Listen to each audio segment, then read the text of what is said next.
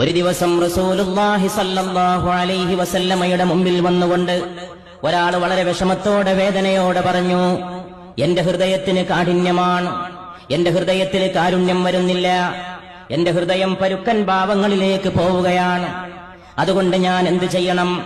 പരിശുദ്ധ റസൂൽ സ്വല്ലല്ലാഹു അലൈഹി വസല്ലം അതിന് മറുപടി പറഞ്ഞുകൊണ്ട് അറിയിച്ചു, നിങ്ങളെപ്പോഴെങ്കിലും അവസരം കിട്ടുമ്പോൾ അനാഥ മക്കളുടെ തല പോയിട്ട് തലോടുക. ഒരു യതീമിനെ കാണുമ്പോൾ അവന്റെ ശിരസിന്റെ തലയിലെ രോമങ്ങളിലൂടെ നിങ്ങൾ നിങ്ങളുടെ കയ്യിനെ പായിപ്പിക്കുക. എവിടെയാണ് മതവിശ്വാസം?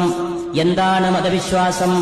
എല്ലാം ഒരു ആവേശമായി മാറുന്ന ഈ ലോകത്ത്, അവബോധമാകേണ്ട മതം വെറും ആവേശമായി മാറുന്ന ഈ ലോകത്ത്, ഞാനും അനാഥയെ സംരക്ഷിക്കുന്നവനും സ്വർഗത്തിൽ ഇപ്രകാരമാണെന്ന് നടുവിരലും ചൂണ്ടാണി വിരലും ചോർത്ത് പിടിച്ചുകൊണ്ട് മൊഴിഞ്ഞ മുഹമ്മദ് മുസ്തഫ സല്ലല്ലാഹു അലൈഹി വസല്ലമയുടെ അവദാനങ്ങളെ ഓർത്തുകൊണ്ട് നാം മനുഷ്യന്റെ മുമ്പിൽ അവന്റെ കഥനങ്ങൾ അറിയാനുള്ള ഒരു ഹൃദയം അവനുണ്ടാക്കി കൊടുക്കേണ്ട പ്രാർത്ഥനയ്ക്ക് വേണ്ടി സമ്മേളിച്ചതാണ്.